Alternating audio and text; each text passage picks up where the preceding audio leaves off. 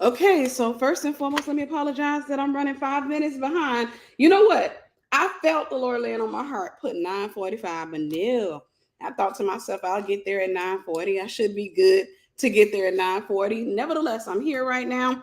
I pray that you guys have had an amazing day, an amazing week. I'm looking forward to the events this weekend. I'll make sure that I start giving a little bit of disclaimers, especially about my eyes, as everybody comes into the room. Do me a favor, be sure to like and share. I want to share with you what's on God's heart and how it just kind of got initiated, what God laid on my heart or what have you. I believe this is going to be good. I believe that this is going to answer so many of your prayers. You know, some of the things that you may have asked God, I believe that God is going to answer you right here. If you know or you have any single female friends who have been, believing God for a spouse, please make sure that you share this with them, whether you share the live with them or you share the replay with them. I believe that they are definitely going to thank you for it. I pray that you guys have had an amazing day. I'm excited to see you guys. Excuse me. My eyes are bloodshot red because I went and got my lashes done today.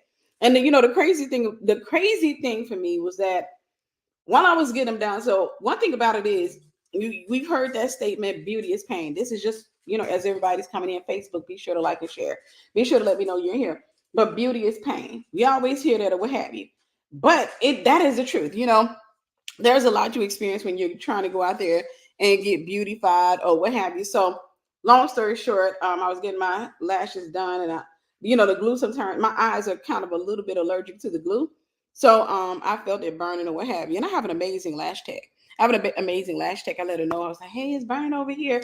But when it was over with, said and done, when I got home, I looked at my eyes and they were perfectly white, and I was like, "Okay, cool. I'm not gonna deal with any red eye because." I was thinking before this weekend's movie premiere, I was like, Tiffany, maybe you should have got your lashes done a few days prior, just in case you have red eye, so it'll be gone down by then. Nope, I thought about that on today. So long story short, it was perfectly clear. I came home, I put eye drops in. I'm thinking, okay, cool, this worked out really good. Then I go up in there to kind of get ready to come in here and teach y'all, and I see that my eyes are completely bloodshot red. They're completely bloodshot red. I was looking at them, I was like, good God. Nevertheless, I'm here, and you are here, and I'm happy to have the opportunity to share with you an experience that I had on today and what God ministered through it from that experience. I believe that this particular lesson is going to touch thousands, if not hundreds of thousands of people, or what have you. I know y'all notice my hair is a little bit big. I have my movie premiere this weekend, and my sister in Christ, she owns a braiding company. She comes to my house to do my hair. She was like, "We going Shaka Khan." She was like, "We going Shaka Khan." She's like, "We gonna make it big or what have you." So we're gonna make it big or what have you. Thank you, Sister Christy. I'm looking forward to seeing you on tomorrow. Tomorrow, you coming tomorrow, right? I know you're gonna be here for Saturday, but I'm looking forward to seeing you. I am so excited, y'all. Can I tell y'all something before we get into the lesson? 22 of my mentees is coming into town just to celebrate the Broken Idols film release. And one thing I can tell you about me, I'm a sentimental person. What is important to me are sentimental things, like little things that people do to say that I care. Those are the things that reach me the most, right? A lot of things that people do, I appreciate everything. I think I'm a person of gratitude. I appreciate the smallest tokens of gratitude. Like, you don't have to do anything major. Sometimes it's just, hey, I'm checking on you, just a hug, all of those type of things. I appreciate it or what have you. So to have these ladies taking time out from their schedule, booking their flights, getting an Airbnb just to come down here and hang out with me to celebrate me. That means the world to me. That means a lot to me. I don't take that lightly or what have you. That's something that I don't forget, won't forget, all of that. So for those of you who are coming out to celebrate the Broken Idols film premiere with me on Saturday, I say thank you so very much. I am truly grateful to you. You have no idea. It's frustrating. Can I be honest with you? I'm gonna get into this lesson.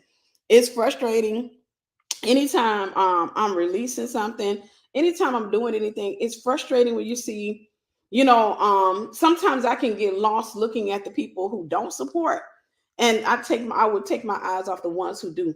But I can honestly say I've been a lot better at it this time, focusing on the ones that are supporting, because it can be frustrating when you have local local Negroes that's always asking questions, always wanting counseling, always wanting coaching, always want this, but they will not support you in any way unless you give them something for free. That mentality just, it irks me. But we're here. I have something to celebrate, and I'm really grateful that God would entrust me with this project. It is a short film, but it is the segue, or it sets the stage. Was my full feature film that I plan on shooting is not going to be from. It's not going to be from the same skit. It's from a book that I have. But that's neither here nor there. Let's get into this message. Let me know that you guys are in the room by putting some hearts up in there. Let me know that you got your ears open and you're ready to receive what the Lord is saying. If you have not liked this message, like it. If you have not shared it, share it.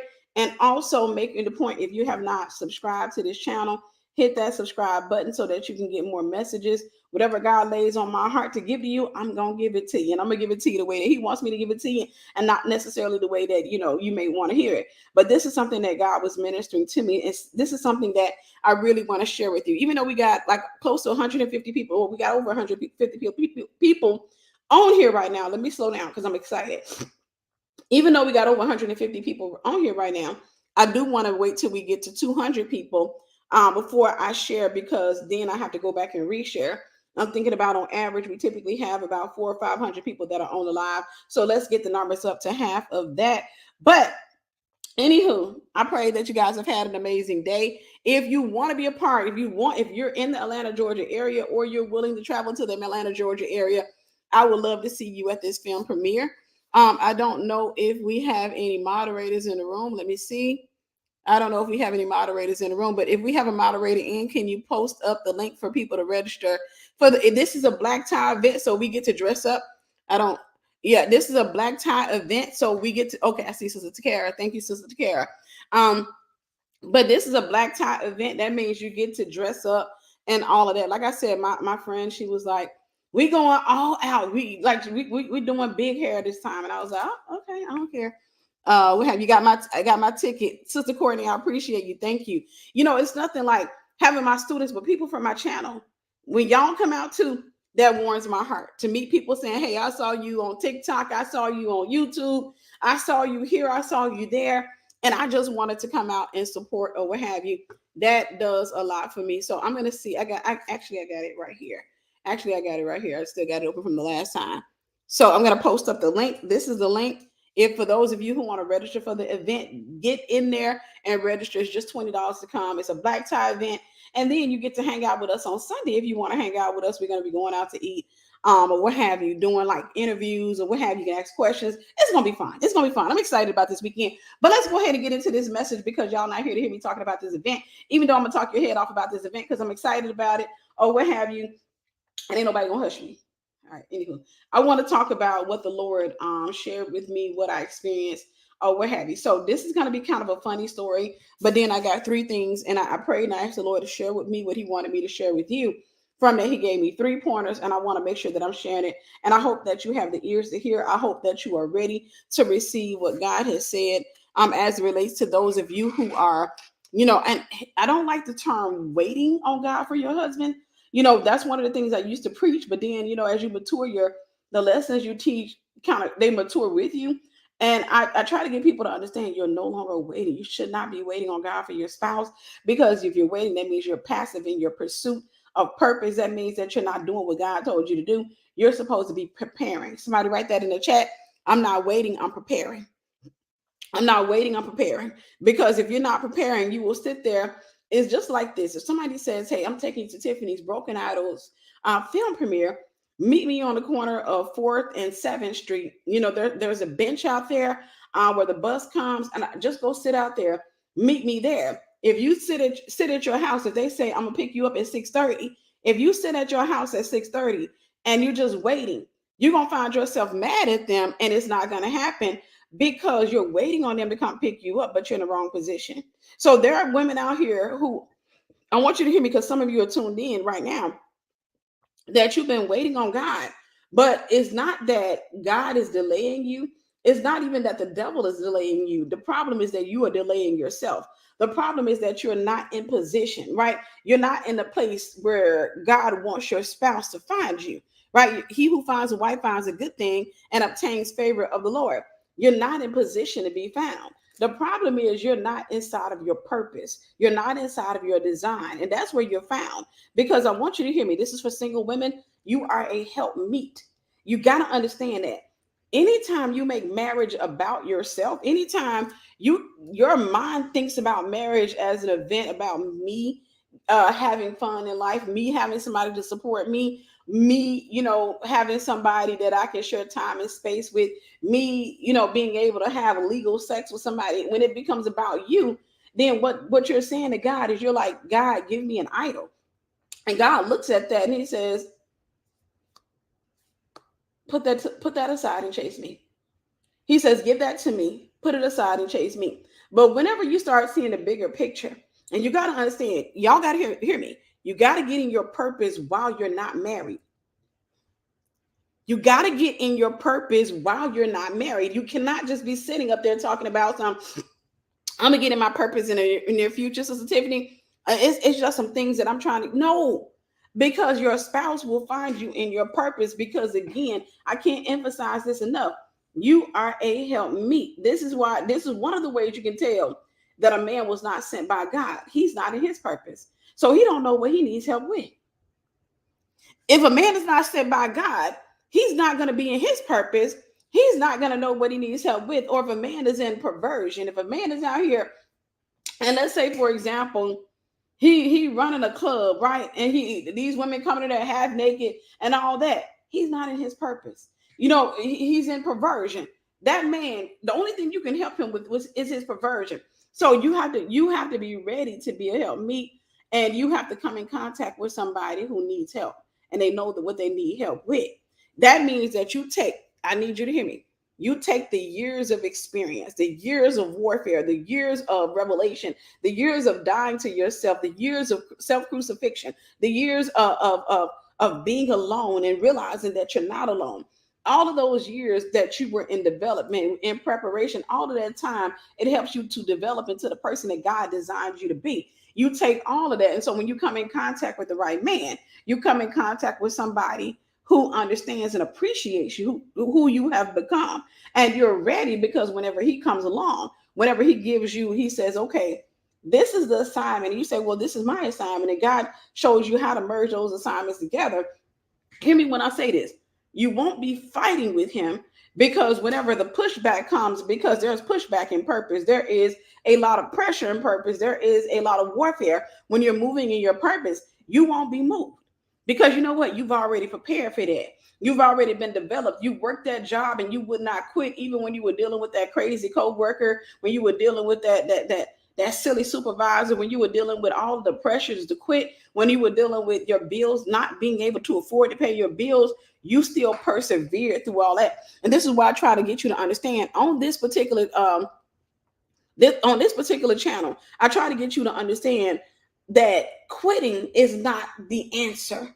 Quitting your job, quitting your church, quitting your relationships, quitting is not the answer. The thing about it is, we're supposed to be developing. So if I got friends around me, let's just say I got some bad friends and they're not of God, it is not necessarily proper for me to go and find those friends and say, hi, I'm in a different space in my life, and you and I, we're heading in different directions, so therefore I can no longer be friends with you. I don't have to do that. Somebody gonna hear me. I don't have to do that if I'm living for God, because if I'm changing, can two walk together except they be agreed? If I'm changing and I'm healing, people will naturally fall away from me. See, sometimes the way you break up with people is just by healing. The way you break up with people is just by getting deliverance. The way you break up with people is just by getting in your purpose. You don't believe me? Ask a married woman who gets married when she doesn't know who she is, and then she chases God while she's married, and then she gets further and further away from the man that she married. The closer she gets to God, she will start to notice a peeling, a splitting of her relationship. She'll start noticing that it's like we're not getting along anymore. When I first got with him and we were smacking it up, flipping it, and rubbing it down, when we were doing all the evil stuff, when we were doing all the ungodly stuff, it seemed like our marriage was or our relationship was good. But now that I want to get up and go to church, now that I'm fasting, now that I'm praying, now that I'm, intentional about my relationship with God, now that I've repented, it seems like we're not so compatible. It seems like we don't mesh well anymore. More. You know why? Because she got with him in her undeveloped stage. But as you develop, you will heal your way out of some relationships. There are some relationships, like I tell people this, a lot of the relationships that fell, I literally didn't have to end them. Now, don't get me wrong. You do have to close some doors. You do have to close some doors. When you realize that they're toxic and somebody trying to hurt you, somebody trying to bring you down, some doors you do have to close. Other doors, you just got to heal. And when I say some doors you do have to close, the reason I'm making sure that I put emphasis on that, because some of you may be entertaining men that you're not supposed to be entertaining. So I'm not telling you to go 3, 4, 5 years walking with them until you heal, until they fall away from you. Because what you just done, I won't say you wasted your time if you got the revelation, but you spent quite a bit of time getting a lesson that you didn't have to get in that amount of time. I can give you the wisdom right here. You can take it and run with it, and you can save yourself 3 to 4 years of heartache, or you can go the long route. So I want to talk about what happened today. I want to talk about what happened today and what God ministered to me in this event. Like I said, guys, for anybody on here saying, why is your eyes red, Sister Tiffany? Because I went and got my lashes done and some glue got in my eyes. But that's neither here nor there. And my allergies are trying to act up. But anywho, I went to the nail shop today. So I had a lash appointment today. When I got home from my lash appointment, I got home about 4 something from my lash appointment. And I kept thinking about, we have the mixer on tomorrow for my event, so we have the mixer on tomorrow, and then we have the black tie event on Saturday. So I kept thinking about, am I going to have enough time to go get my nails done on tomorrow? Or am I going to have to wait to go get them Saturday? And I kept thinking, Tiffany, that wouldn't be wise for you to wait till tomorrow or Saturday, because you're going to be running like a goose with a head cut off. What are you about to do now? And I'm like, I'll probably be sending out emails trying to prepare for the event a little bit more. And I'm like, well, this is the conversation I'm having with myself, right? This is stuff that you can go ahead and this stuff that you can do tonight.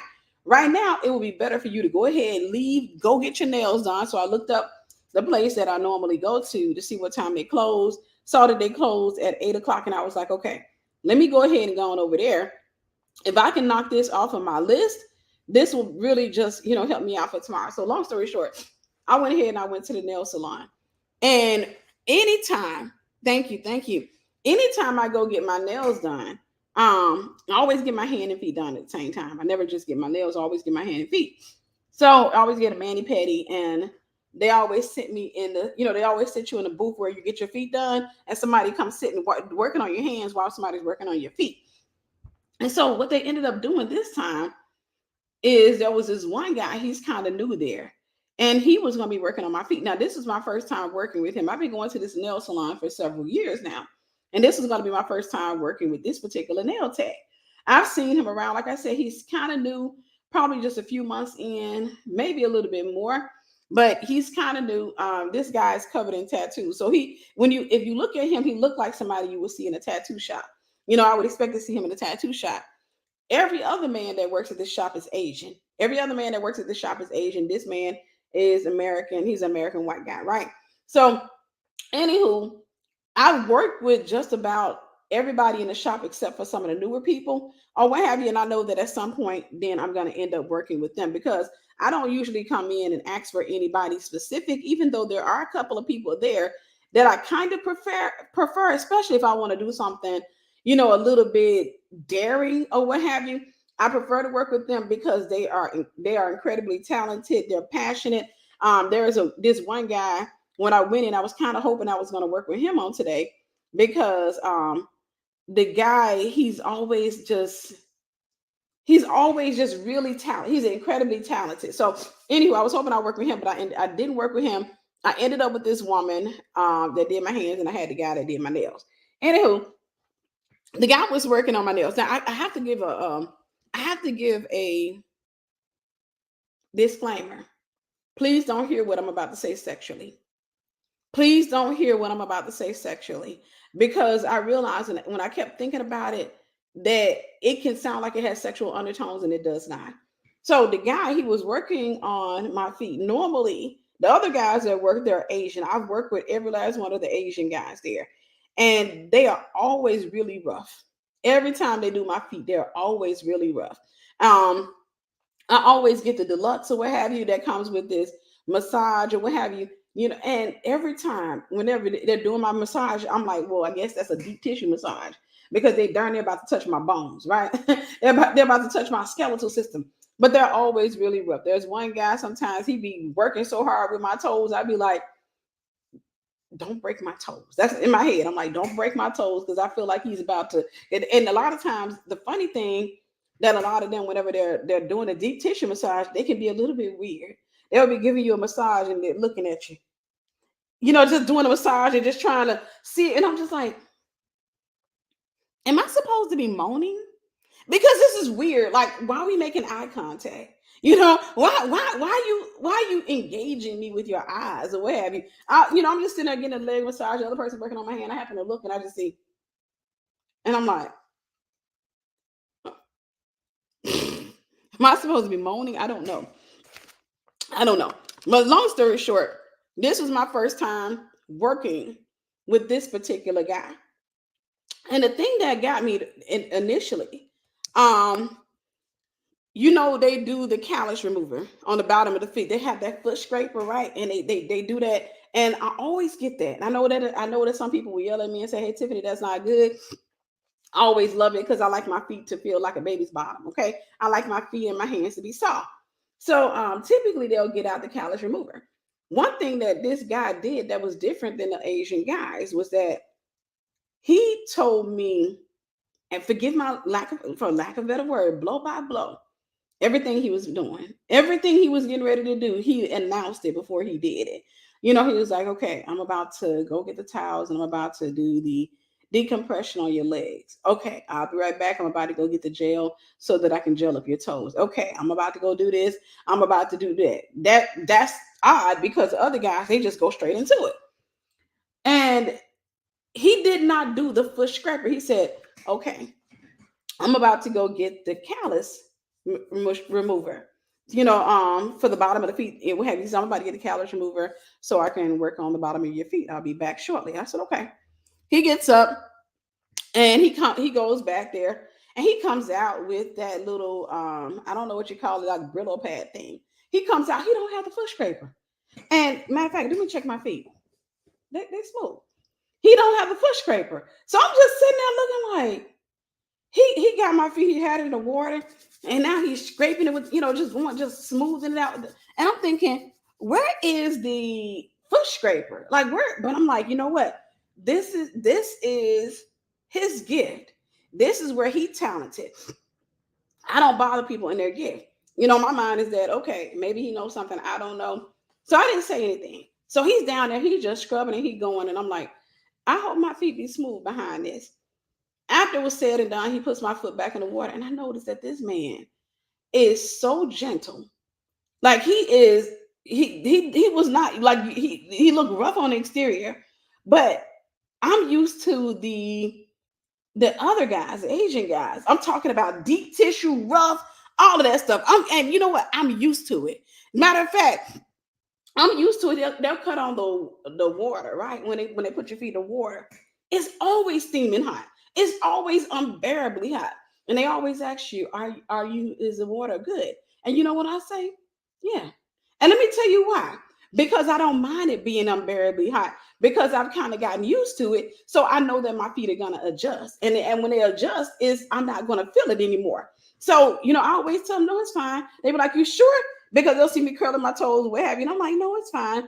Or what have you. And I keep putting my toes back in the water, put my feet in the water until my feet adjust. So he asked me, he said, is this too hot? I was like, no, it's fine. And I put my feet in there. And then at one point, it's like, I don't know, it felt like he had cut the water up higher, like the heat up higher.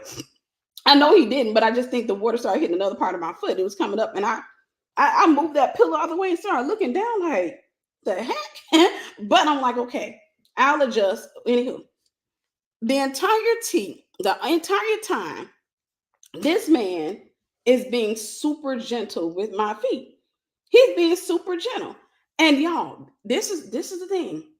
I literally in it, I kept thinking to myself, dude, be rougher. Like this is a massage. Like, put your back into it. I'm so used to the other guys that putting pressure, what have you. I want to say, ow. Like I said, do not hear this sexually. Please don't hear this sexually, because this has nothing to do with sex. This is not any undertones for sex. As a matter of fact, I'll go on record saying this. I'm not into that rough crap with sex. So this is not anything. This has nothing to do with sex, right? It has nothing to do with sex. So don't hear it from that. So anywho, he going, and I'm just like, all right, he's just doing that. So he's gonna get rough at some point. I'm like, this ain't no massage. This is a rub. He was just being incredibly gentle. And I was sitting back there and I'm trying to decide whether or not I like this. I'm sitting there trying to decide, like, I'm okay with when they're, putting all that pressure and all that. I'm okay. I'm okay with those times when I feel like if he put one more ounce of pressure, he gonna break a bone. I'm okay. And now this guy's being incredibly gentle. He is rubbing my feet. He's giving me every detail that he's about to do. When he does the leg massage, he's telling me everything that he's about to do. He's like, I'm about to do your massage right now, or what have you. And like I said, I'm trying to decide whether or not I like it. In that, I started realizing God started ministering to me. This is for you. Trust me, you want to share this. There are some people on here, somebody that needs to hear this. Be sure to share this with this person. Be sure to share it with somebody who's single. God started ministering to me in that, and he said, you're so accustomed to men being rough with you, which is why people see you as strong, because you've had to be strong. You've had to be strong. That's the reason why you can endure pain. You can endure the hot water. You can endure all of the pressure. And hear me. This girl comes in. She sits next to me, right? And I'm thinking, for me, I see myself as their least problematic person, their least problematic client, right? No matter what, I don't complain. If I complain, you really whack. This girl, she comes sits next to me. And she's, loud, and I'm pretty sure I've seen her before. I'm pretty sure I turned and looked at her like, I've seen you before up in here. But anywho, she's kind of loud and what have you, just talking, really really talking about what have you. And all I hear her saying is, ow, that hurt. Ow. She said, no, don't do that. And the lady was talking to her. She was like, no, but that hurt my foot. She kept saying, no, but that hurt my foot. And I'm thinking to myself, true story. I'm thinking to myself, well, they got to be happy to have a client like me. Sister Teresa, you're beautiful. Thank you, sis. God bless you. They got to be happy to have a client like me, because they never get that from me. That they only get from me. They be like, is that too painful? I'm good. Is that too hot? I'm good. If that too this, I'm good. Because I think that, beauty is pain. At the end of the day, I came in here to get a job, get a service done. I'm gonna let them work it. If it gets to the point where if I start hearing crackling sounds, then I'll say something. But God started ministering that to me. He started ministering. He said, the man that I send you, the man I'm about to send you, is not going to be what you're used to having. I'm going to use a term that the world uses, so don't get crazy on me. But God started dealing with me. Well, I can just say masculinity and femininity, rather than saying masculine energy or feminine energy. I'll say masculinity and femininity, so I don't cause any of the more religious people to have an allergic reaction. But God started ministering to me, and he started saying a lot of areas you're strong is because you've had to be that. You've had to be strong. So you're seen as strong. Hear me. And when you're seen as strong, one of the problems that happen is that you attract a lot of weak people. Somebody tell me I'm lying. When you're seen as strong, you have a tendency to attract a lot of weak people. You have a tendency to attract a lot of people who need you. You have a tendency to end up being the strong friend, the strong this, strong this, or what have you. Have a tendency to attract you get, come on, you get them Ahabish dudes and all that. You just like, no, because at the end of the day, when I get married, I don't need you to be my son. I don't want to have a weird incestuous type relationship with you. And I don't want you to be a girl, because I kind of feel like it'd be a lesbian relationship. I need you to come up in here, and I need you to be the head of this house. But in order to be the head of this house, you're going to have to know the Most High God. You're going to have to be at his feet and get direction from him so that you can properly lead me, because I'm going to be at his feet. And if you're telling me to go left when he's telling me to go right, we're going to end up splitting. And so because of that, I don't want somebody who is so focused on himself, his pain, his insecurities, and all of that. I'm not interested in that. I'm interested in moving forward. So God started, he used that to minister to me. You're so accustomed to the rough men. You're so accustomed to men who are strong with you. You're so accustomed to that. But God said, I'm sending you somebody who's gentle with you. I'm sending you somebody who's gentle with you. And when that person that comes who's going to be gentle with you is going to bring out your femininity all the more. I don't know who need to hear that. It's going to bring out your femininity all the more, because in that, like for me, even though in the beginning I didn't like it, I'm okay. In the beginning, I didn't like it, because I'm like, get up and put some muscle up in there. But in the end, I appreciated it. Halfway through it, I started appreciating. I'm like, okay, he's being careful. He's making sure that he's taking care of me. And God utilized it to say, you're accustomed. And he made me think about the other guys in the shop. You're accustomed to that type. They come in and they feel like, okay, you're strong, you can take it. So when they come in, they darn near about to break your bones, right? They're putting all that pressure, all that hot water, and you're just like, okay, it'll go away. Pain aside. All right, we good. But God said, I'm sending somebody into your life who's not going to put that pressure on you and not going to make you prove yourself to be a woman. I'm bringing somebody into your life that you can respect. I'm bringing somebody into your life who can submit you. Okay, I just said a word. Some of y'all, a lot of people okay, I know I'm talking to the females, but I promise you I know some men on here. I'm going to say something to my brothers in Christ, because it is not uncommon for me to come in contact with men. For example, when you're married and you're frustrated because your wife won't submit. And I'll say, submit her. Okay. Y'all ready for me to go in there? We're going to go in. Listen, we're going to talk. Submit her. Immediately, and this isn't to call us animals, but I think about dogs, right? If you have a dog that is considered an alpha dog, and that alpha dog comes into the midst of other dogs, typically what that dog will do is it will run around, and there are some dogs that will submit naturally, immediately, naturally, because they don't want no smoke, right? They don't want none of that. They'll just go ahead and they'll get down because they already know they've been socialized. Then there's Milo. Milo won't submit. Milo wants to play. That's it. He don't take doghood seriously. So Milo, when I used to take him to dog parks, when that aggressive alpha male would come in, Milo would utilize his greyhound capabilities to outrun that dog. And I'm talking about, will even get to the point he'll go up behind the dog and try to get the dog's attention. When the dog turns around and chases him again, Milo would just take off running or what have you. But what those dogs would do whenever they came in contact with a dog that wouldn't submit, they would submit them. And they would submit them. And don't hear me the wrong way. If you get out of here by the time what I'm about to say, you're gonna go out of here mad or what have you, and then you're gonna say something dumb, and you haven't even heard this in its entirety.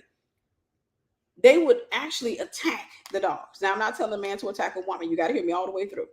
They would attack, a male dog. A lot of times what they'll do, or a dominant dog, because it can be female dominance, they would attack the dog or what have you, and they'll get the dog in a submissive place. They'll get the dog in a submissive position all the way until the dog finally submits. When we're dealing with human nature, you got to hear how to submit a woman. Okay, you got to hear how to submit a woman. First and foremost, you don't get a woman who has not practiced submitting. You don't get with a woman who hasn't practiced submitting, because Milo has not practiced submitting. Where he went? Oh yeah, he matches the cover over there. He hasn't practiced submitting, okay? And so consequently, it doesn't matter what happens with him. It will take a lot of dog fighting to get him. And I'm not trying to get my baby out there fighting or whatever. He's 9 years old. He done lived his life. He got many more years to go, but he's gotten this far without having to deal with all that doghood stuff, right? If you come across a female who hasn't practiced submitting, doesn't have a pastor, doesn't have leadership in her life, doesn't have anybody that she submits to, realistically speaking, you're in for a fight. Realistically speaking, you're in for a fight, because for her, she doesn't understand what submission is. In her mind, she thinks submission is you, that broken Tyrone dude that she used to date back in the past, that's trying to take advantage of her, and she will attack you anytime you try to submit her. She will attack you. She will attack your character, all of that stuff every time you're trying to submit her. So you want to make sure you go after a woman that is accustomed to submitting.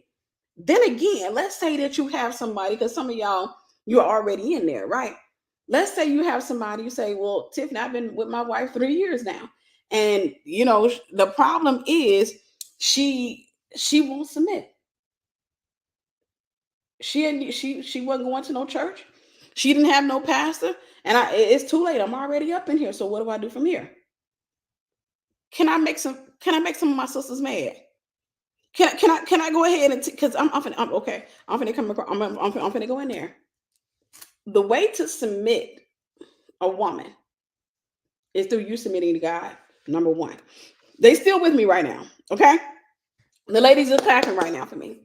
You have to submit yourself to God, right? You have to go before God. You got to hear from God. You got to get direction from the King of Kings and Lord of Lords, and you got to follow those directions. And you got to do this consistently.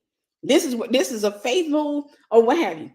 Women trust what they see consistently, so they submit to what they see you consistently do. Every female on here submits. I've preached this before. I got 3 pointers that God told me to give y'all. Hear me. But I preached this before. Every female on here submits. Every woman on the face of this planet submits naturally. Instinctively, we submit. But the problem is, what is she submitted to? What are you submitting to, ladies? What is she submitted to? Okay, I've given this example before, but we may have a new crowd because I want. Okay, if and I try to think of things that we do consistently, right? Like take out the trash. If I'm married to a guy and he comes to me, he says, Tiff, I'm taking out the trash. That's a man's job, okay? I don't need you out there, fooling around with that trash can late at night or what have you, and we're not letting trash in our house overnight. So I'm going to kindly ask you that you not take out the trash. And I look at him and I say, I won't take it out if you take it out. Are you taking? He said, I'm taking it out. Okay, so for me, I grew up with roaches. Okay, I got roach trauma. So if you don't take it out, I'm going to take it out because it bothers me to see trash in the trash can overnight, especially if there's food in there. If he says no, don't worry about it. I don't want you touching it. Oh, well, what have you? And he consistently takes the trash out. Naturally, I'm submitting to that. I'm going to help y'all to understand submission. I'm going to help you to understand the difference between submission and passivity. Naturally, I'm submitting to that. Naturally. Because he does it consistently. It's going to get to the point where my hands won't touch that trash. Because I know if this is something he does every single day, I know he going to touch it. I know he going to get it. I'm not even worried about it. If he fall asleep, I already know, okay, it's 9 o'clock. If I don't wake him up, this trash going to stay overnight. He told me not to touch it. And I go over there and say, hey, babe, I don't want to wake you up, but you want me? I can take the trash out. I can take it out. If he looks at me and he said, I'm gonna get it, and he gets out the bed, I'm submitting to that. I'm submitting to that. I'm submitting to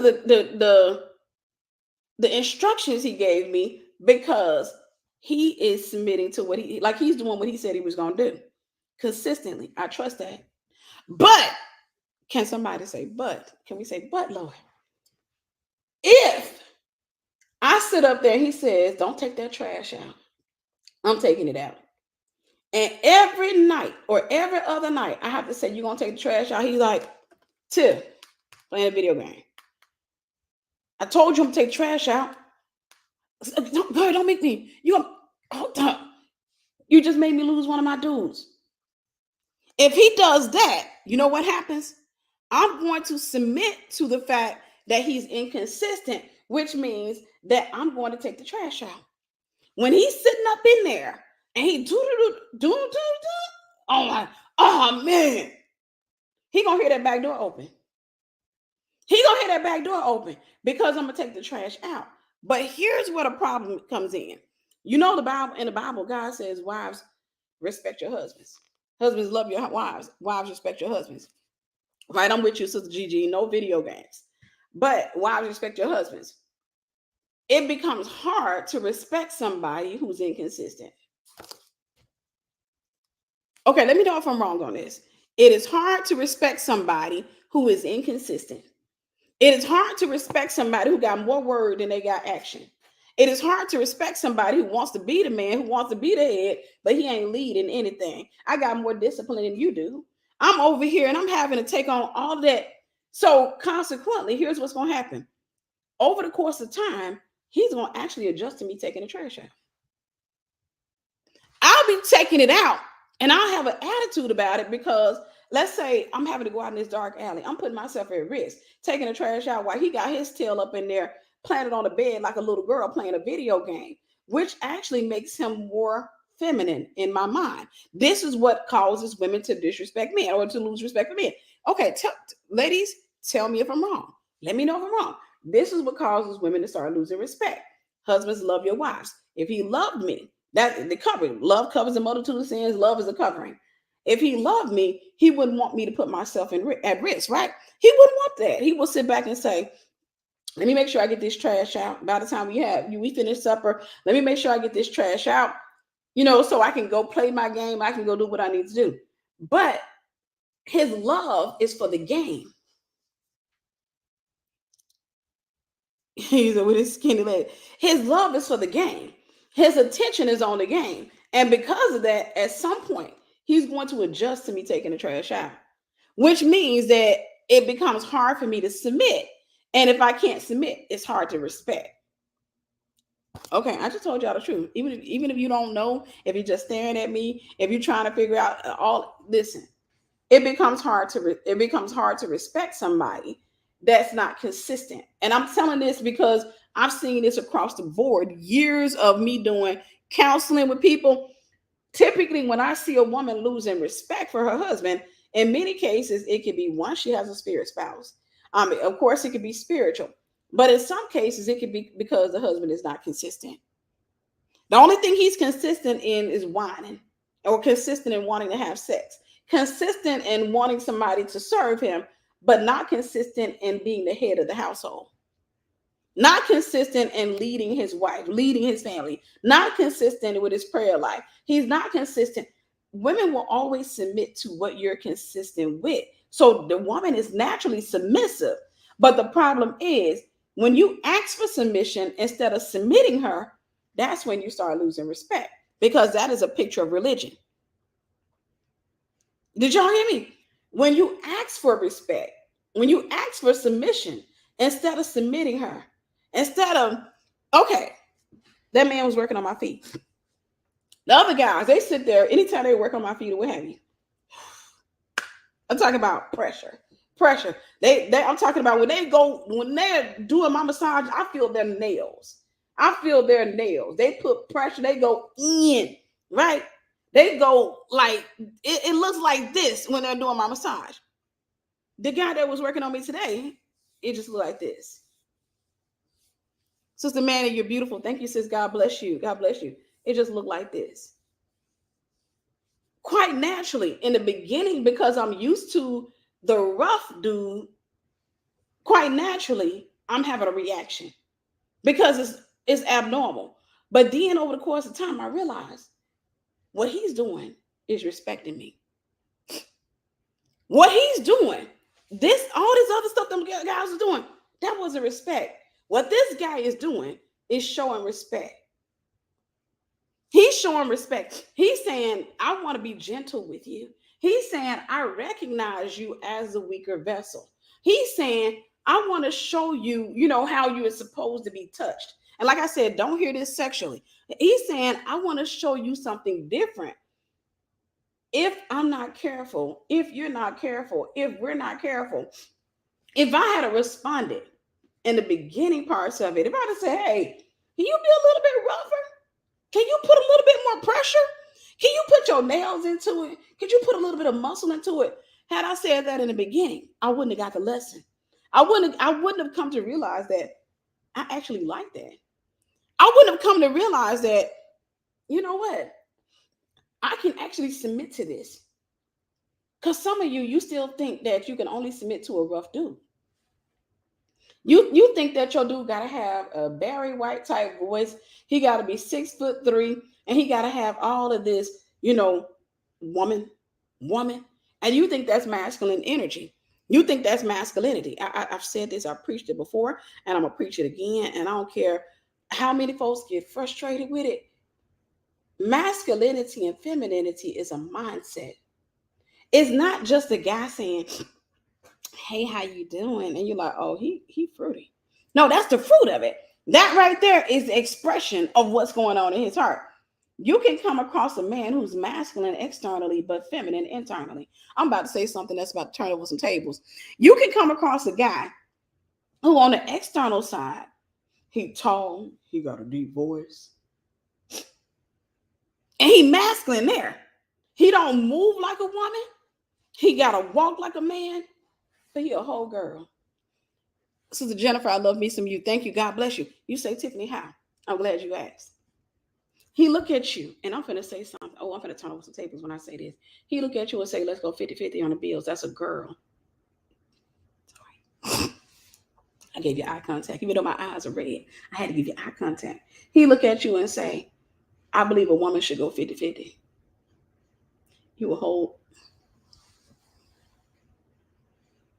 He look at you and say, let's go Dutch on this bill. I'm sorry. I'm sorry. I'm sorry. I'm sorry. I'm going to tell the truth.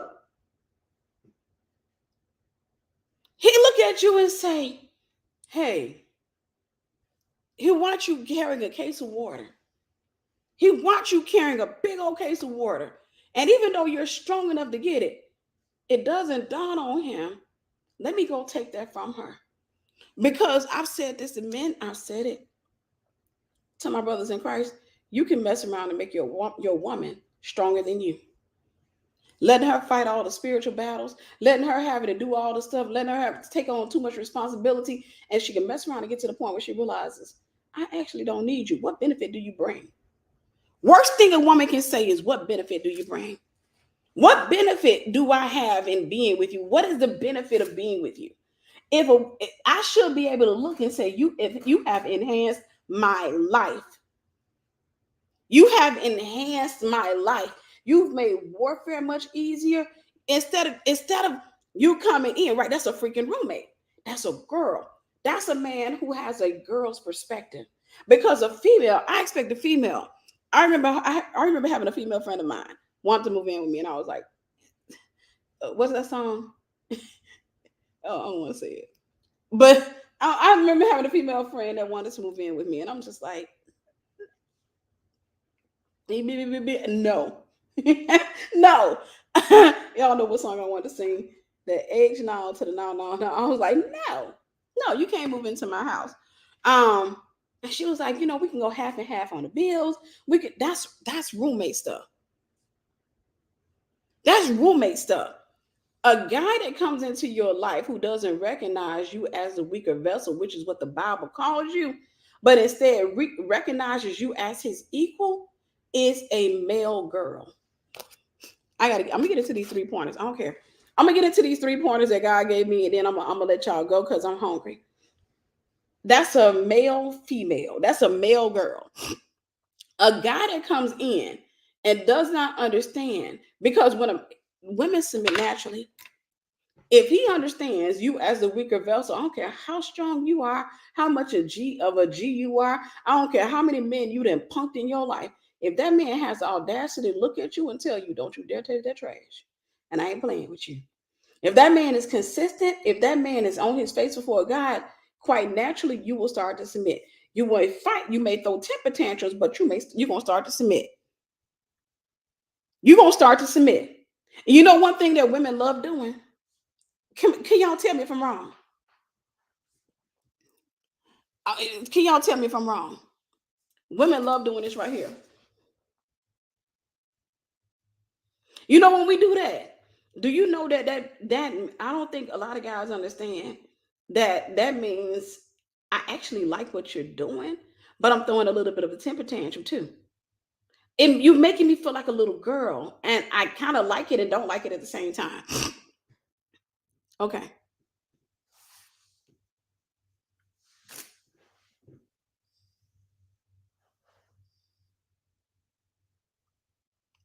Anytime. Okay. I'll go there. I want to get to this right here, but I feel like I'm trying to convince you. When I was married to the Cameroonian dude, and we had moved to Florida. And he we didn't have any furniture. We didn't have any furniture. We had a bean bag. I don't even know if we had a bean bag. We had blow up air mattresses. I don't even think we had a bean bag, but I know we had blow up air mattresses, and that was pretty much it. And a TV my mom gave us. It was working when we left her house, but we had it shipped to Florida, which was stupid. When by the time we got to Florida, it didn't work. So long story short, we up in there, and I was accustomed to the guy that I used to be with, the guy I used to be married to. We up in there, and he says, Alton, we see your message, okay? And I have to stop you from posting the same thing. But we're sitting up in there, and I go to him, I say, hey, let's go. We can go to Aaron's Rental Center. We can go to a furniture store, and we can go finance some furniture. He says, no. And I was like, and he said, no. He said, if we can't afford to buy it cash, we won't have it. He said, we're going to get it when we can afford it. And it created a big fight because, and this is something that women have a tendency to do, because I was operating in the old. I was so used to having bills and running from bill collectors. I was still in that mindset. I was still in that old mindset, not just from what I picked up in the previous marriage, but what I picked up growing up, right? My family financed everything, and then they just hid from the bill collectors. I was so used to that. So he's sitting back, and he was like, he said, what we're gonna do?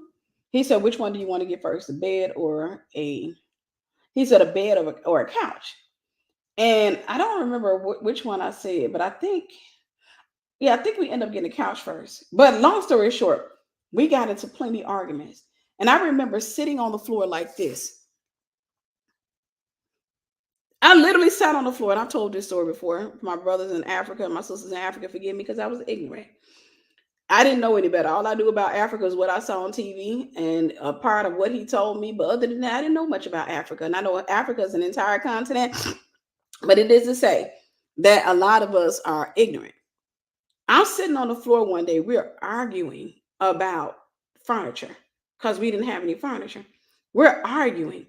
I got tears welling up in my eyes. I sat on the floor and I said, you used to sitting on the ground. I'm not.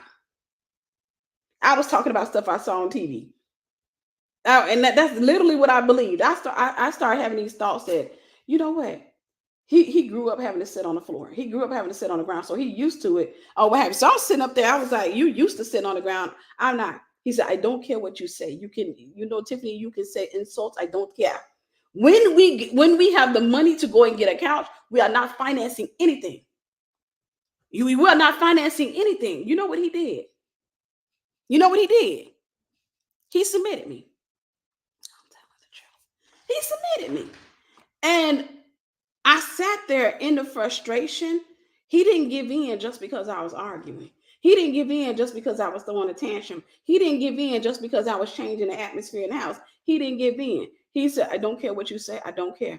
At the end of the day, we will go and get when we can afford. When he got enough money, he said what he said, right? When he got enough money, he came home one day, he said, I was sitting on the floor. He said, baby, he wouldn't say put on your clothes. He would say, wear your clothes. He said, baby, wear your clothes. We're going to get a couch. I said, we're going to get a couch. He said, we're going to get a couch. I'm like, yay. So we went, we got a couch. He came back then after that, we went and we got a bed frame. He said, we will go and get the mattress in about a month. And I was like, he said 2 weeks to a month. He had 2 weeks, I got to pay rent. So I don't think we'll get a mattress then. And I was like, I went and I had a little money. I went and got a mattress. You know what I'm saying? He submitted me by not giving in to this. He submitted me by showing me what he was going to do what he said he was going to do, rather than giving in to what I wanted. Okay, y'all be looking at women submit naturally, but sometimes we don't do it without a fight. But you can't submit a woman by being inconsistent. You can't submit a woman. Like if he had sat there and had me waiting forever, and if he wasn't getting no furniture, it would have been World War III. But over the course of time, I started submitting to him, especially financially. And that's one of the ways I started getting out of debt. I submitted to him financially. I started learning to get out the way. He paid all the bills or what have you. He was like, I paid the phone bill and bought groceries from time to time. He submitted me financially. I'm saying that to say that submission for the woman is natural. And sometimes you will come across somebody like myself, like how I was at, but women typically will do this right here. I know I call this for women. And I know the guys up in here playing hide and go seek. I know y'all up in here. I smell you. But hear me, brothers in Christ. The way that you get a woman to submit is by being consistent. And you got to practice that in your single life. You got to practice that while you're single. And that, practice, for example, persevering through stuff, getting things done, getting things accomplished, being consistent, staying at the feet of God, staying at the feet of Jesus consistently. When you do that, by the time you get married, when you come across this right here, you know how to respond. When you come across this right here, you know how to respond. When you come across this right here, you know how to sit back and say, I love you, but you're gonna have to work that attitude out, because that's what we not about to do. Come on. What we not about to do. You're not about to change the atmosphere up in here. We're gonna talk about it, we're gonna pray about it, or what have you. But I'm not giving in to all of this immaturity. I'm not giving in to these temper tantrums. I'm not giving in to you trying to come into control. I'm not giving in. You know why? Because I'm not dealing with that spirit. Trust me, the majority of women on here like to hear that. Because what we not about to do, you're not about to cause no breakup, no divorce. I don't want to hear none of that bull crap. If you're gonna walk out that door, I ain't gonna stop you. Because what I'm about to do, you're gonna either let me lead this household, and I've shown myself to be a husband, I've shown myself to be a provider and a protector. You're gonna either let me lead this household, or you can lead yourself. You can do what you want to do. Okay. All right. I'm gonna give you the 3 things that the Lord gave me. Put your foot down in a healthy way. I love it. Put your foot down in a healthy way. You never be abusive. You never be abrasive. But you have to sit back, because women are the weaker vessel. So sometimes women deal with insecurity and this desire to get into control. Sometimes when a woman don't feel like you're doing it fast enough, good enough, or what have you, a lot of times a woman will desire to take control. And whenever that happens, a lot of times a man has to come in and he has to demonstrate his leadership for her. He has to demonstrate, I can lead you, I can protect you, I can provide for you, but it's not going to necessarily look the way you want it to look. And so either you do you want to be a part of, you want to stay on this ship, right? You want to be on this ship. This is what it's going to take. This is what it's going to take. So I'm going to give you the 3 things that the Lord gave me in this. All right. 3 things that the Lord gave me. And this is for those of you who are waiting for your spouse, or not necessarily waiting, but preparing. You should be preparing. If you're waiting, you are already light years behind. I don't know who needs to hear this, but number 1, I believe this is going to really kind of shake up some stuff. Number 1, some men have disqualified themselves. The replacements are coming. I'm just sharing with you what God shared with me. When he was sharing that with me, I didn't want to share it. It's one of those things that you're like, is that you really, God? But God said some men have disqualified themselves from you. There are some guys that God was preparing. They got will. God was trying to give them the desires of their heart, but they kept going left. They were not patient. They did not wait on God. They kept going into sin. They did not do what God told them to do. So God says some men have disqualified themselves. The replacements are coming. Some men have disqualified themselves. The replacements are coming. So stop looking at, I don't care if God said, you heard God say this is the one, or what have you. Stop looking. You need to keep your eyes on God anyhow. Keep your head and your heart on God anyhow. But God says some men have disqualified themselves. The replacements are coming.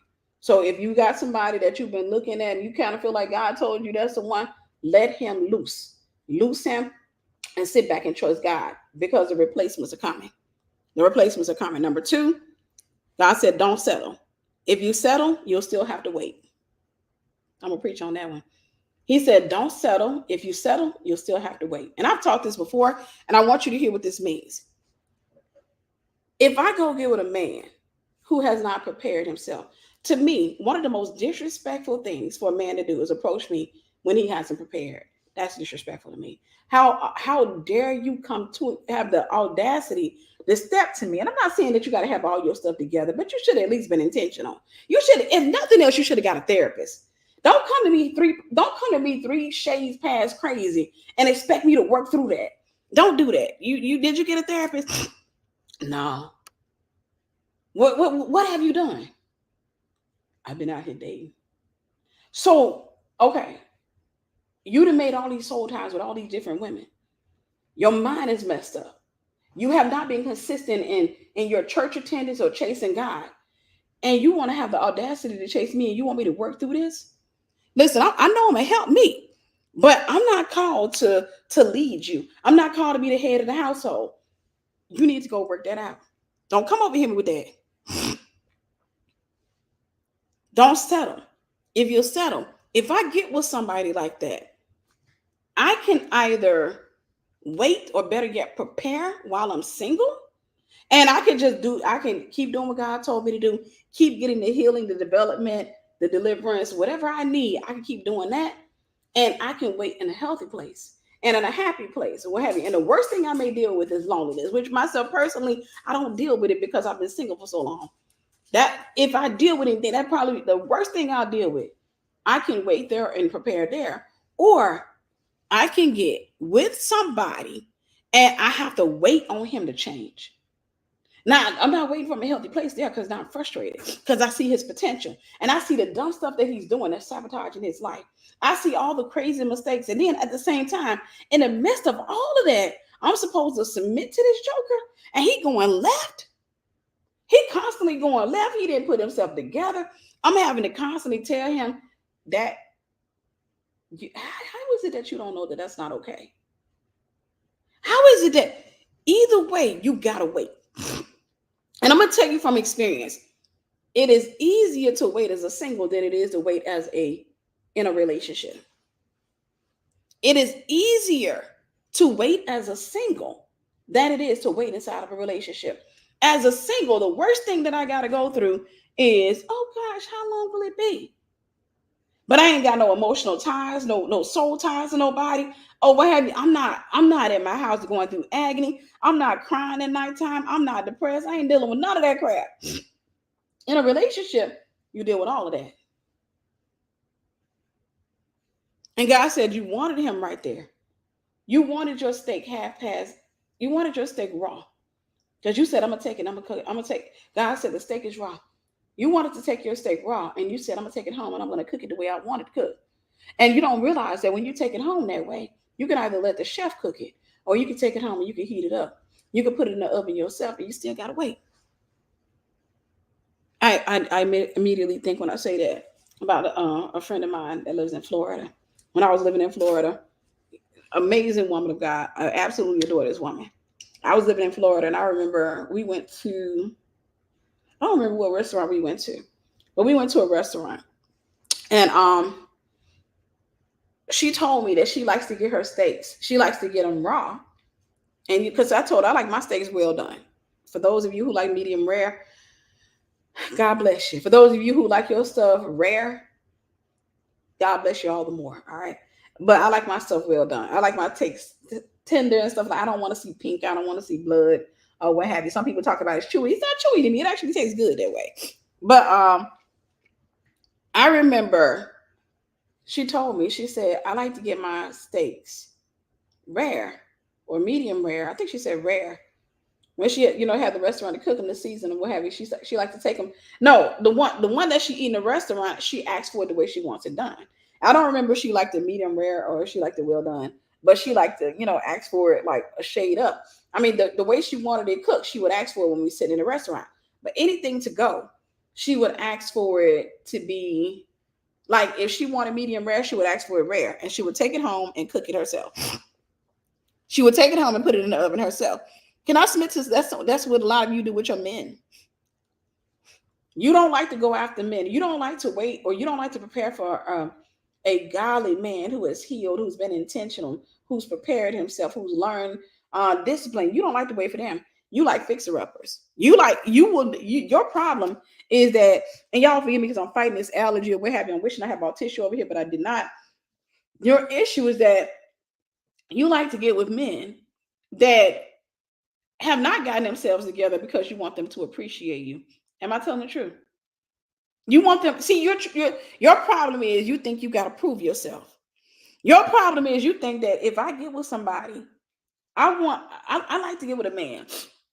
And I'm not talking about me. I'm talking about a lot of you. You like to get with men who are still hurting, who have not been fully developed, but you see their potential. Guys that you see that are great fixer uppers because you fantasize. You're trying to prove that, hey, I'm not a gold digger.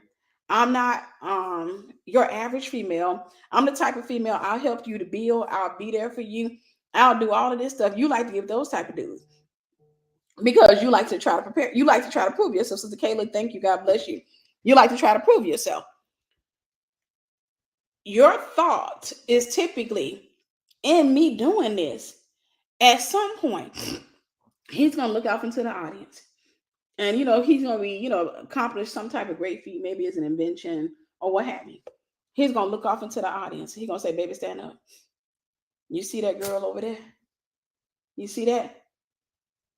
Can't none of y'all rough back chicks up in here you can't even get my attention because she was there with me when I had nothing. She was there with me. She believed in me. She supported me. She pushed me.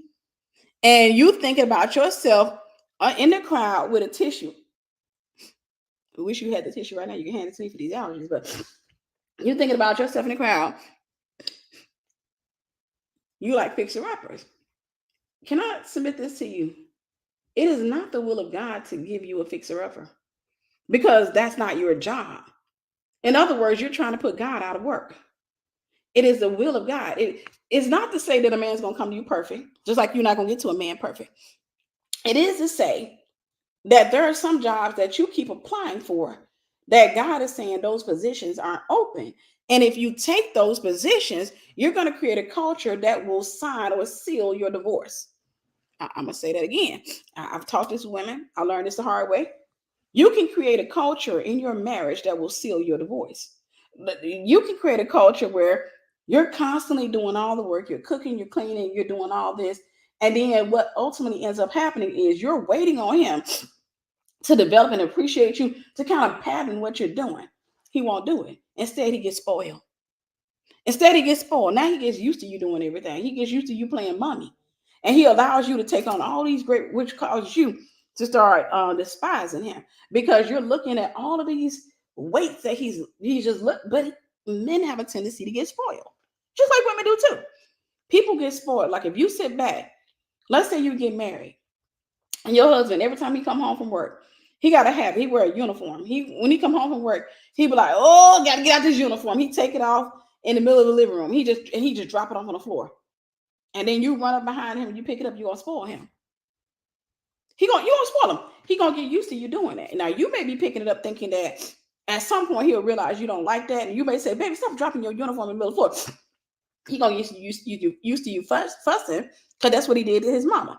He'll get used to you fussing and picking it up. You spoil him. And then the next thing you know, you're gonna be sitting up there. I can't be with him no more. I have all these responsibilities and he's adding and what. So anyhow, back to number 2, because I want to get to number 3. Don't settle. If you settle, you still gotta wait. If you settle, you still have to wait. If you settle, you still have to wait. I'm gonna post this because I think I still already got it. For those of you who are in the Georgia area, I would love to see you at this black tie event this Saturday. My film Broken Idols is being released this Saturday at 7 p.m. at Embassy City Church. I would love to see you there. I just posted the link. There it goes right there. That's my YouTube version. Here is, well, not my YouTube, my Facebook one. But I just posted the link. Be sure to sign up.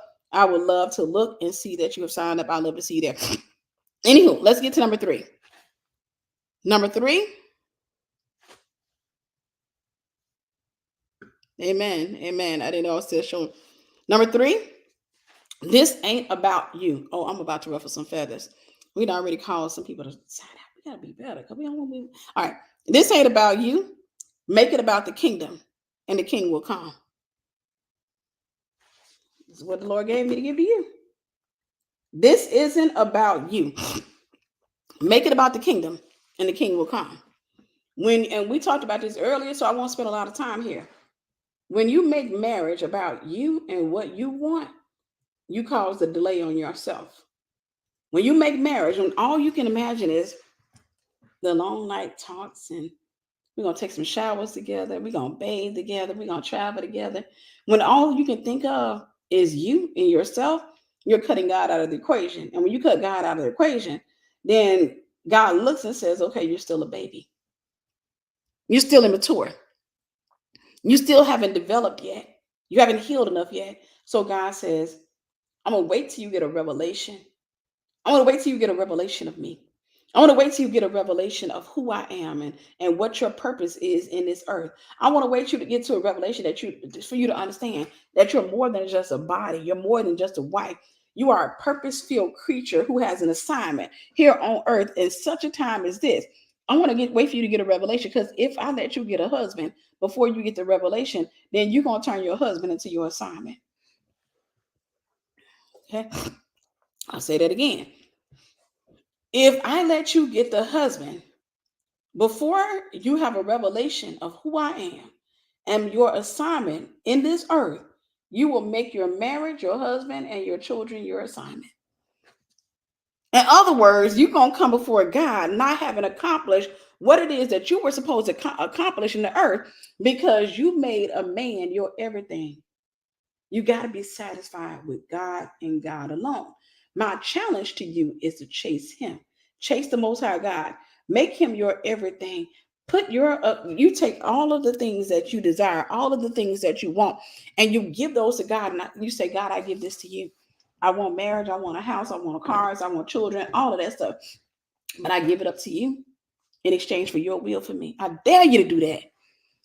You know why you're afraid? For those of you who are hesitant, because you think that God's going to turn you into a nun.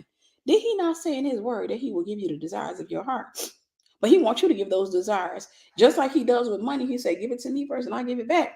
He wants you to give him those desires so he can sanctify him, so he can blow on them, so he can cut off all the fat. He can cut off all the trauma. He can cut off every demon attached to those desires. He can purify your heart. This way, any desire that came from the left or the right, any desire that came from the enemy, any desire that came, that shouldn't have been there, you will come to understand. I hope I didn't post the wrong link. Let me see what link I post. No, I posted the right one. I see people signing up from the actors link, and I was like, I hope I didn't post the wrong link. And people are signing up from the actors register to come. But God is looking for your desire to be purified.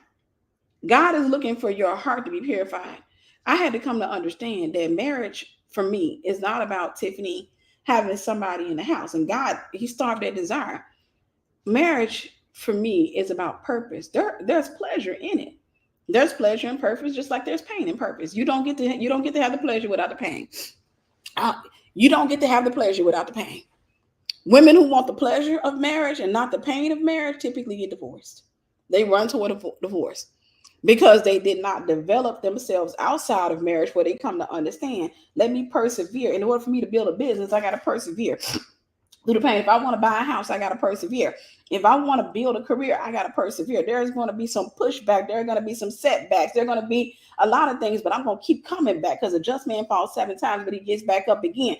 I'm going to keep getting up, because I'm going to do whatever it is that God put on my heart to do. If God told me yes, I'm not about to allow no booger bear to tell me no. There is nobody on the face of this earth that can crank their mouth up to say no to me when God told me yes. So every time I hear a no, I'm going to disobey it. Every time I hear a no, I'm going to disrespect it. I'm going to keep on going until I get and I acquire whatever it is that God said that belongs to me. No, I don't have a cold. I have allergies, and I was talking earlier. My eyes are red because I went and got my lashes done today. So a lot of glue got in my eyes. I'm going to keep doing it. I'm going to keep going until I'm telling y'all, I'm releasing this short film, right? Do you know the pushback I got when I was doing that film? Do you know the pushback? Do you know the people? I had people falling out of my life, people that I did not expect to fall out of my life. I had things falling apart. The warfare was astronomical. But you want to know why I didn't back down? Because one, I'm built for it. Two, I'm used to it. I'm used to it. You know why I'm used to it? Because this is the first time I've developed or done something. So I'm used to creating things. I'm used to dealing with the warfare that comes with creation. I'm used to it. I'm used to the devil trying to pop up and tell me no, and me having to tell him that you're not my God, my man, or my father. So go sit down because you don't have a right to tell me no when my God told me yes. I'm used to it. I'm used to if I sit back and I say, I want to do this. I want to start, let's say, my own nail company, right? If I decided I want, and that's not a desire of mine, but if I said, I want to start my own nail company. I found machines that can paint nails, and all you have to do is come up with a design or what have you, and then you can. I want to start my own nail company. There's warfare that comes with that. There's warfare that comes with that. There's pressure. There's a learning curve. There are the no's. There are the sabotage attempts. All of that is a part of the equation. But I'm built for it. I'm used to it. I've come to learn that that's just the enemy's no. The enemy's no has an echo, but God's no is final. God's yes is final.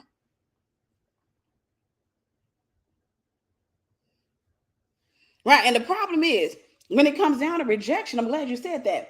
When it comes down to rejection, people quit because of rejection. People quit because I put in an application for my LLC. I put in an application. I tried to get the promotion on the job, and now they telling me they want to go to, they want to hire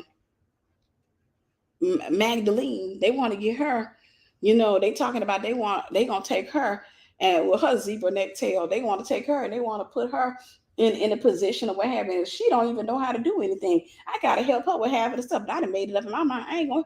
No, people who deal with rejection, who don't heal from the rejection, who don't get counseling through the rejection, quit everything because they try to reject people and reject things before they're rejected. Oh, I know I'm talking to some of y'all. Quit churches because you feel rejected. Quit relationships because you feel rejected. You know one thing I can tell you, even when it comes to men, I know most of y'all are ladies on here, and even when it comes to men, if a man is intimidated by you and he stops pursuing you because you're not rolling out the red carpet, don't fool with him. Sorry. Nose Brian. We're going to get it together. Don't fool with him. He deals with rejection. Don't fool with him. He's just a little bit intimidated by me. Don't fool with him. Because you want somebody who can press through, because that's the evidence of how he's going to be in the career field. Oh, you didn't want me to say that, did you?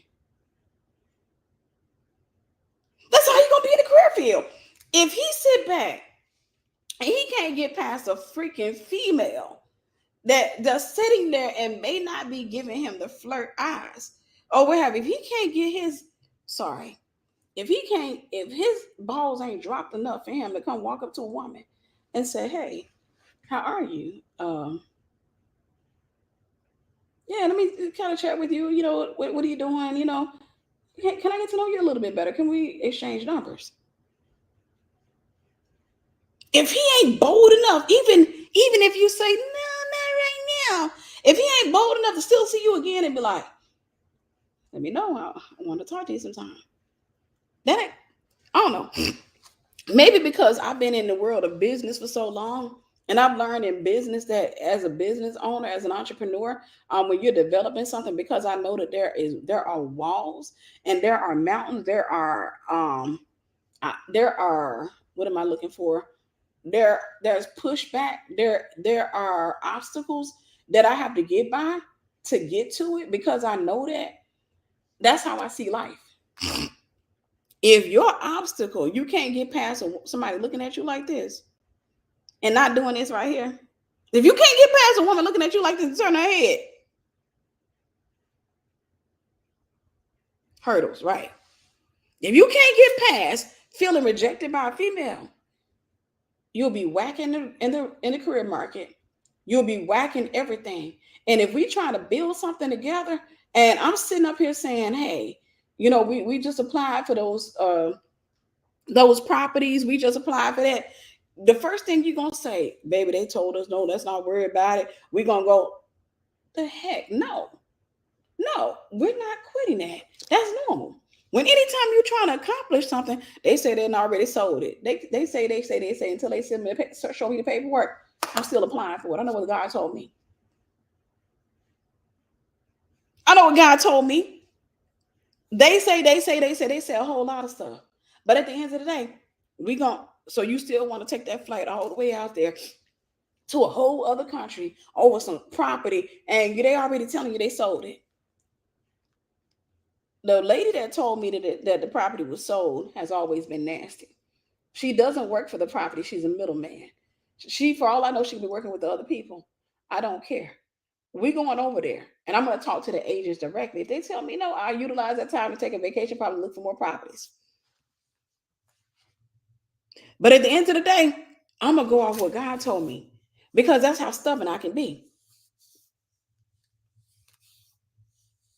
You don't want somebody that's so weak-minded, that's so afraid of no, that he gets offended because you didn't flirt back. Number 3, we're going to go back. This isn't about you. This is what God says. It's not about you. Make it about the kingdom. Make it about the kingdom. Don't get caught up thinking about what marriage is to you. It's very similar to friendship, relationships, or what have you. You don't want somebody to, you don't want to have relationships with people and all they're thinking about is what you can do for me. I tell this to my students all the time. Sister Lamanda, thank you. God bless you. I appreciate you. I tell this to my students all the time. Go places thinking about how can I be a blessing? And get rid of anybody that comes into your life who not thinking the same. Because one thing you want, and I'm not talking about a monetary blessing. I'm talking about sometimes just a blessing. Like, how can I pour into your life? Let me encourage you. Let me do something. You don't want to be always in these relationships, because the majority of people are takers. I always teach that. But you don't want to be in relationships where you're just, hey, what you say? You need your nails done? You ain't got it? Okay, let me shoot you a CashApp. What you need this? Okay, I got you. You always got her. And the next thing you know, you have a need and she got the audacity to look at you and be like, you say, for example, let's say she does lashes. And you say, yeah, I got to get my lashes done. And she says, okay, yeah, because girl, I'm about to send you an invoice now. Is that what we doing? Those one-sided relationships don't work. Okay. One-sided relationships are a waste of time. One-sided relationships just don't work. They may work for you, but I don't allow people to stay in my life that are like that. I just don't. One-sided relationships where you have, and I'm saying that even when you start dating, you don't want somebody, you're in a relationship where it's one-sided and then you constantly keep waiting for it to balance out. And it just never balances out. Let me tell you why it doesn't balance out. I'm going to give you this and I'm going to get ready to get out of here. The reason it doesn't balance out. You ready? I'm going to give you eye contact with these red eyes. The reason it doesn't balance out is that, and I'm talking from a friendship level, but we can also talk about your relationship with dudes and stuff like that. The reason it doesn't balance out is because God gives seed to the sower. And if you're dealing with a taker, they'll never get the seed to sow back into you. So you're going to perpetually for the rest of your life be the financer of that relationship. It will never, ever, I don't know who needs to hear that, but it will never, ever equal to anything. It will never, ever become a relationship. It will always be you being the giver and you being the supplier, you being that person's welfare. It'll never even out until they get the revelation, and they won't get it as long as you're enabling them. Same thing when it comes to a romantic relationship. If you get with somebody and you're constantly doing, even if I'm married, okay, I'm gonna keep it real. If I'm married and my husband is out here, he working, right? He working, he doing what have you.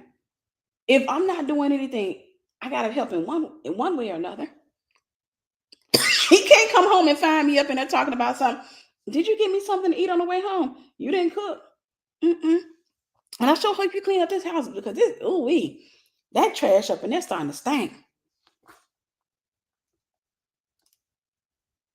Sister Kimberly, you're beautiful. Thank you, sis. God bless you. That trash up and that's starting to stink. No, because in that, then I refuse to be a blessing. Instead, what I've chosen to be is a vacuum cleaner. Just how some of y'all sound. And you find that out over the course of your life because you keep seeing yourself as a victim. Victims are vacuum cleaners. Not saying you can't go through something. I am saying that some of you got to get delivered from the victim's mentality because everywhere you go, you're never anybody else's friend. You always have friends. It's possible to be a friend of somebody who's not your friend. It's possible to be in a relationship with somebody who's not in a relationship with you. The point that I'm making is master that in friendship so that when you, by the time you get married or by the time you meet the man of God, you already know how to be a blessing. And you can come in contact with a man. Again, you wait for the one, or you prepare, not wait, but you prepare for the one who knows what he needs help with. That way you're accustomed to helping. You're accustomed to building. You're accustomed to doing things. You need what? Okay. So you work on car parts and stuff like that. Do you have a website for your car part? All right, so let's get that built for you. What else? Do you have a logo for it? No. No, because what you're not gonna do, you're not to be about to be no local, just random. I went to your shop the other day. You weren't there, but I came in contact with some of your workers. Why is the grass grown up around the shop? That's not a good look. Oh no. That property, that's not our property. That okay, so we need to work to find out whose property that is because that's bringing down the value of your location. So let's work. Let's see how we can find out. I'm gonna call the courthouse to see if we can find out who's. That's what it sounds like to be. Help me. Let me find out whose property that is, and maybe we can consider the field and we'll buy it. That's Proverbs 31. Maybe we can buy it and expand your shop. Maybe that's the reason why is, pretty much abandoned. And whoever owns it, clearly they don't want it. They don't want the responsibility of it. So let's see if we can make a deal. Let's find out. Let's talk. I'll reach out to the courthouse today when we leave this little lunch date. I'll reach out to the courthouse today to see who owns that property and see how much they want for that property. And then maybe we can consider, buying it or what have you. And you can use that to expand your shop. If nothing else, it can be a parking lot for your shop. It can give you more space for more cars or what have you. If you build it, they will come. I know that ain't the scripture, but that's the saying, but it is true. So we can get all that taken care of. That's helped me talk. But if you used to somebody doing for you, if you used to playing a victim, if you used to sitting around and just talking about what you feel and what you want and who hurt your feelings and all that, if you're used to that, you won't think like that. You'll think like, why they got that grass cut up? Yeah, that's ugly. Anywho, you gonna buy me lunch today? Because I want to say this and I got to get out of here. I have to say this because if I don't say this, I didn't balance out the teaching. Because I want to make sure that you are not moving in this mindset that the man has the responsibility of making sure that you're okay and your only assignment is to show up, cook, and have sex with him. You better read Proverbs 31. Sister Carrie, Sister Corey, thank you. God bless you, sis. God bless you. You have to understand that in order to be a wife, to be anything, to be a blessing to anybody, there are two things that you need. There's consistency and intentionality. Consistency and intentionality. Without those two, you'll fail. Intentionality means that I will be careful with what I say and what I think. I will be prayerful and I have an objective in mind to make sure that I'm a good friend of yours, a good, I don't want to say lover, talking about to the guys. I want to be a good female friend until we become good fiancés, but I want to make sure that I'm a blessing to you. So I'm going to make sure that I don't do anything that would hurt you, anything that will humiliate you, anything that will make you feel less than. I don't want to do it. That's intentionality. I want to make sure that you feel welcome. I want to make sure that you feel that you can talk to me, you can be open with me, and I won't use what you say against you. I want to make sure that you feel like I'm there for you, that you know I'm there for you, and that you can rely, like you can trust this, what I'm giving you, you can trust this for the rest of your life. Unless you sabotage it, we good. If you gave money to that person, are you talking about a male or female? If you consistently give it to them, that's supporting. That's supporting. I'm going to show you this. You have to make it a point. You have to be consistent. You got to be a blessing. You got to be a blessing. And I say that because, and I tell this to my brothers in Christ. I say, you'd be amazed at how many women that I've had the pleasure of leading, mentoring and stuff. They'll quit at the first sign of offense. They knock if you buck against any type of authority. And those be the loudest one talking about some, God send me my husband. Loudest ones. Where is my husband at? Where is my husband at? Hey, what God hears you saying is, where's my next meal? I'm going to eat him alive. Starting with his balls. I'm going to devour, I'm going to castrate him in the worst way. Castrate, decapitate, amputate. He about to become dinner for the devil. Become one of my mentees. Sister DeCara, do you have the link for the mentorship? I know some people have been filling out the interest form. We're gonna do another interest meeting real soon. But Sister Kara, if you have it, post a link to the interest so people that want to become a mentee or what have you. If you don't have it, let me know and I can go get it. I can get it. What if someone constantly wants to give you gifts? Are you talking about a guy? I wouldn't allow a man to give me gifts unless I'm interested in him. If I'm not interested in him, I'm not taking his gifts because I don't want to have any type of expectation. And at the same time, I'm probably not going to take his gifts in the beginning too much. Unless they kind of light or what have you, something I can afford to give back. But I want to know if he's crazy. Because for some guys, when they give you a gift, they expect something in return. And a lot of times, something in return could be your body or it could be your soul, meaning they feel like they're entitled to you. And they can become relatively dangerous or what have you. So I wouldn't take any gifts unless I have known the person. I know I want to be with the person. I like the person. And I know the person is mentally, emotionally healthy. And I know it's not something they're going to hold on my head. And it's something I can afford to give back. I'm going to answer this question and then I'll get out of here. I don't remember what I was talking about, but that's why I try to stay away from questions because a lot of times it takes me off of the track. But how do you know if your boyfriend's issues are those that disqualify him from being your spouse, or if it's the general imperfections of a man that we can work on because I'm also imperfect as well? Counseling will help you to rectify that. Getting wise counsel. Getting counsel through your pastors at church and also going through therapy and stuff like that, that will help you to understand. Wise counsel are typically people, not people that are going to tell you what you want to hear, but people that will sit back and tell you if he's crazy. People who will sit back and tell you, she just posted the link to the interest form. For those of you who are interested, you can use that link there. But wise counsel will help you. And it's not even general imperfections. Anything that is detrimental, like anything that's harsh, like abuse, calling you out your name, cheating, not being able to wait till marriage for sex, stuff like that disqualify him. Anything where he's constantly outside the will of God, that disqualifies him. You know, that means rebellion, right? Look for patterns and stuff like that. But you want to get wise counsel because when you're in a thing, it's hard to see it from from where you are. People on the outside can see it a lot better. I'll say it this way.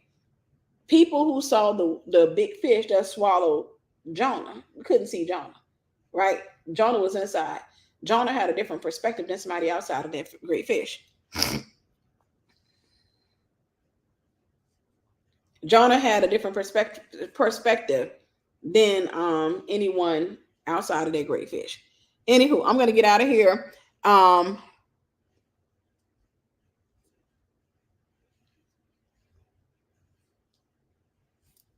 Yeah, okay. I apologize, guys. I'm not going to do questions because once I start, it turns into a rapid fire, and you already see it kind of derails. And next thing you know, we no longer talking about what we're supposed to talk about. I do apologize. I love y'all, and I'll answer this last question, but I'm not going to answer anymore, and I won't do this anymore because, guys, and I love y'all. It's just that I don't like when we go derailing. I don't like when we're derailed. But how do you feel about when your husband of 7 years is offended because you tell him the truth about him being spiritually soul tied to his mother, been out of the marital home for almost 3 months? And honestly, you telling somebody something that they already know really proves nothing. He already know that. The only thing you can do with a person like that is pray for them and set up counsel. Arguing with people, I learned a lesson a long time ago. If I'm arguing with a man about his relationship with his mother, first and foremost, he got a weird relationship with his mom. I'm not gonna fool with him like that. That comes from experience. But secondly, I'm not going to argue with him about it because it's not going to change his mind. I can tell him my boundaries. I can tell him that this is not healthy, this is not okay, and I don't like it. That's it. And I can tell him I don't appreciate when you do this. And if he does, I can say, hey, we can get counseling and stuff like that. And I can say, I'm not gonna argue with you, but I'm telling you this is a no-go for me. That's it. That's all I can do. That's a no-go for me. I can't allow this or what have you. This is not okay. Me arguing with him ain't gonna change anything. I learned that a long time ago. Arguments are stupid. Arguing don't do nothing. Arguing don't do anything. Anyhow, I gotta go, y'all. I love y'all. I forgive me because I do feel like I had a point I was making and I kind of got derailed because I started looking at the comments. And nothing that y'all did anything wrong. It happens. Comments come in, questions come in, or what have you. That was just my own fault. But anyhow, I love y'all. I will talk to you soon. Prayerfully, this message bless you. All right. Bye-bye.